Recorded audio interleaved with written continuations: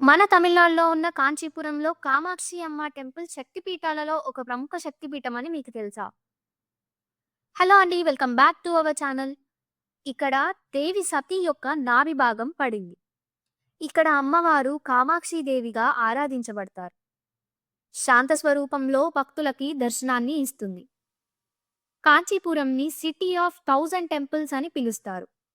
కానీ కామాక్షి టెంపుల్‌కి special importance అయితే ఉంది.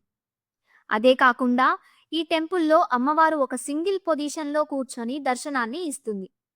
ఇది చాలా రేర్. ఈ క్షేత్రంలో దర్శనం చేస్తే వివాహయోగం, శాంతి, ఐశ్వర్యం లాభిస్తాయి.